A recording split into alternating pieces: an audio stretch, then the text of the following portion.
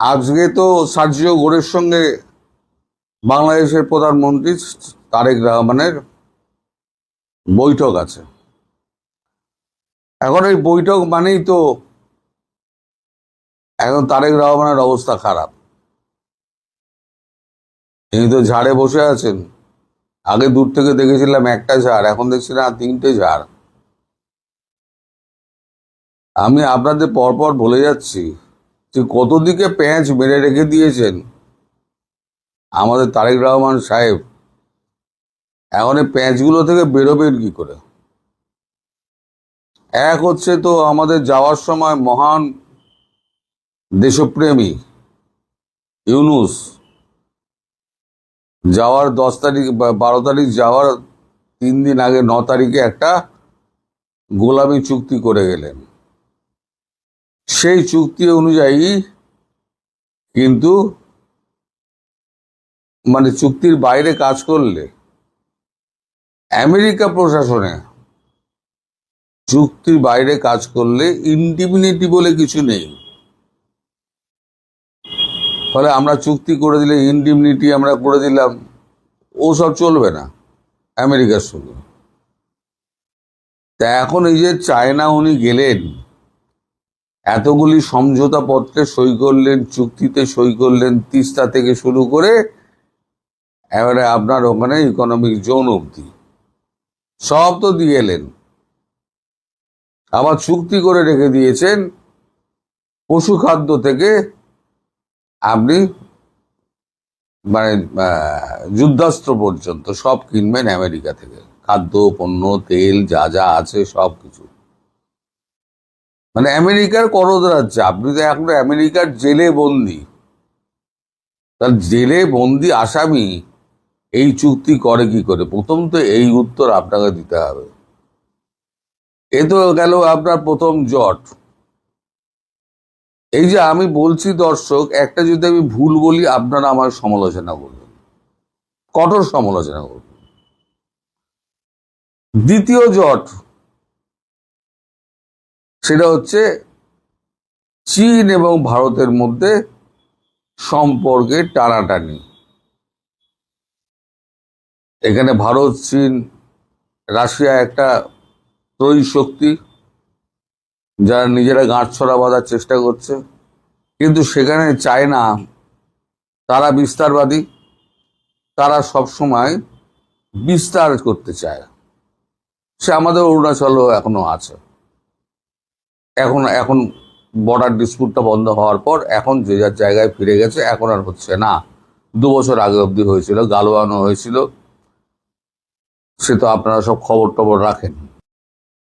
এই যে ভারতকে উপেক্ষা করে, আমেরিকাকে উপেক্ষা করে তিনি চীনের কোলে গিয়ে বসলেন, তার সদুত্তর তো তাকে দিতে হবে। দ্বিতীয় যেটা বলছিলাম, এবার যদি চীনের কোলে উনি যান, তাহলে এক আমেরিকা খেপবে, 2 হচ্ছে ভারত খেপবে। এর মাঝে আবার ইসরায়েলের আপনার ওই পাসপোর্টে এক্সেপ্ট ইসরায়েল বেড়ে দিয়েছেন আপনাদের মৌলবাদীদের খুশি করার জন্য। তাতে কি হলো? তাহলে আপনারা ইরানকে সাপোর্ট করলেন, খুব ভালো কথা। ইরান আপনারা কি দেবে না দেবে আমি জানি না, কোনো প্রতিশ্রুতি হয়েছে বলেও আমি জানি না। শুধু জেহাদিদের সাপোর্ট করার জন্য নিজের দেশকে এতটা বিপদে ফেললেন। আর আমেরিকার বন্ধু হচ্ছে ইসরায়েল এবং ভারতের বন্ধু ইসরায়েল। এবার ইসরায়েল ধীরে ধীরে, আমি সে ভিডিও আপনাদের দেখিয়েছি, দরকার হলে শেষে একবার জুড়ে দেবো, সেই ভিডিওটা দেখে নেবেন। এই ভিডিওর শেষে ওই ভিডিওটা আমি লাগিয়ে দেবো, আমাদের টিভিতে কি বলছে সেটাও আপনারা দেখে নেবেন। ব্রিক্সের যে মিটিং, তিনি যদি সেটা অ্যাভয়েড করেন তাহলে পরে খুব মুশকিল। ভারত আরো গলা চেপে ধরবে। আর যদি আসেন তাহলে আমেরিকা খেপবে। তাহলে তুমি আমেরিকার সঙ্গে, একে চীনের সঙ্গে গদ্দারি করলে যোগ দিয়ে, আবার তুমি ব্রিক্সে যাচ্ছ,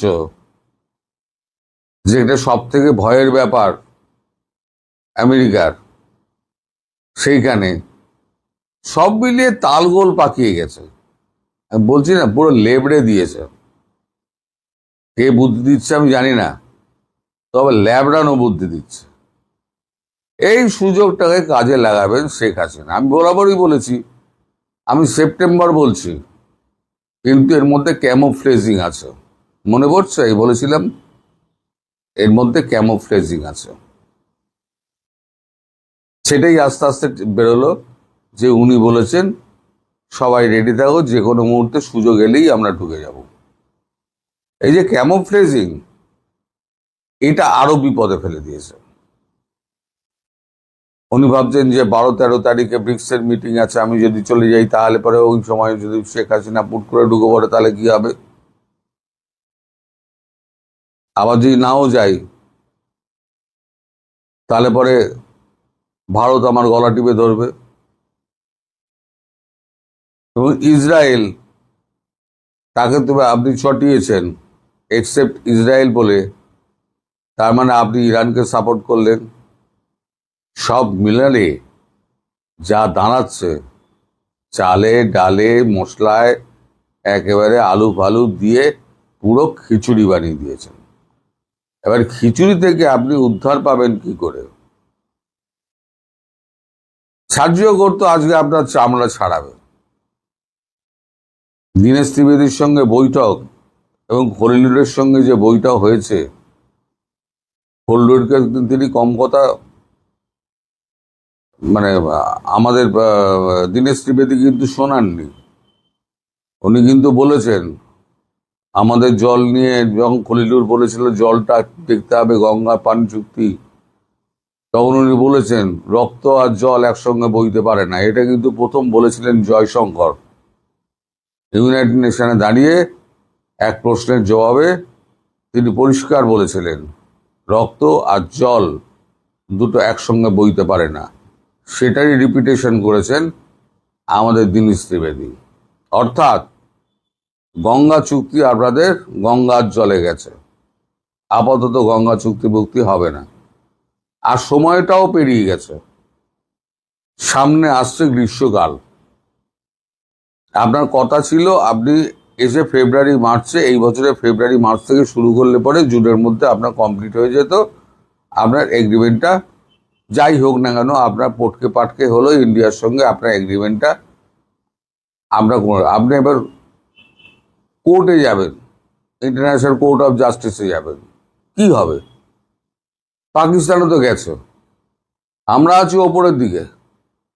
আমরা বলছি আমরা নিজেরাই জল পাচ্ছি না, তোমার কি জল দেবো? আগে তো আমি নিজে খাই, তারপর তো আর লোককে খাওয়াবো। আমার জল আমি নিজের জনগণ, 140 কোটি আমার জনগণ, তার জনগণকে লাগবে, আমি 18 কোটিকে দিতে পারবো না। আপনি কি করবেন? আপনার কিছু করার নেই। তাহলে আপনাকে যেটা করতে হবে এখন, সবার সঙ্গে সুসম্পর্ক স্থাপন করতে গেলে একেবারে মোদিজির পায়ে ড্রাইভ দিয়ে দিন। আপনাকে সেই ড্রাইভ দিতেই হবে।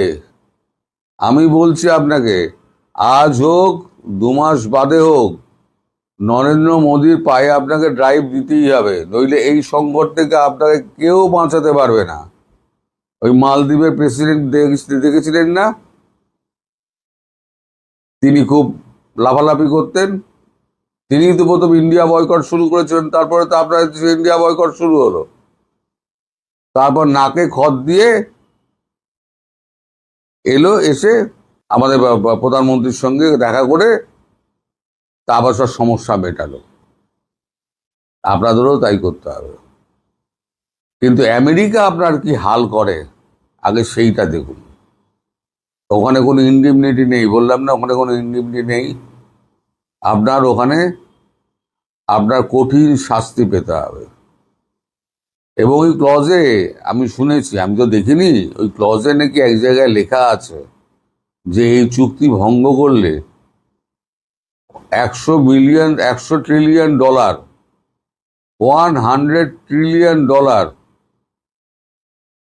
মানে চুক্তি ভঙ্গের খেসারত দিতে হবে।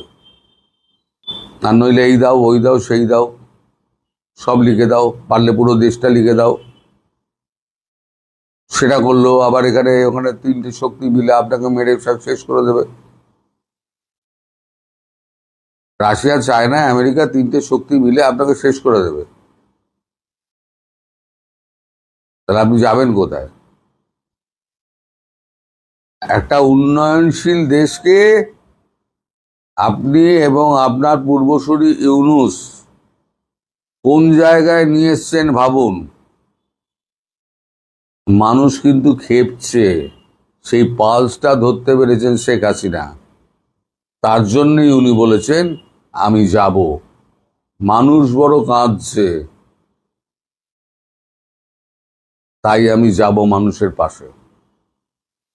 হয়তো আক্ষরিক অর্থে তিনি বলেননি, কিন্তু তার কথাটায় বোঝা যাচ্ছে যে তিনি বলতে চাইছেন দেশের মানুষ বড় কাঁদছে, আমি যাব তাদের কাছে। সুতরাং আপনি এখন সার্জিওগরের হাত থেকে বাঁচার কি করে চেষ্টা হয়, আমেরিকা কি করে সন্তুষ্ট করবেন, চীনকে কি করে দূরে রাখবেন, ইসরায়েল কি করে সন্তুষ্ট করবেন, আর এই গাছ থেকে কি করে বাঁশঝাড় থেকে নামবেন, সেই নিয়ে আপনি এখন ভাবুন। কালকে আপনার যে ট্রিটমেন্টটা হবে আজকে, কালকে আমি সেইটা নিয়ে পড়ব। খবর তো আমরা সবই পাবো। এখন দেখা যাক তিনি কোথায় গিয়ে থামেন। সবাই ভালো থাকবেন, সুস্থ থাকবেন।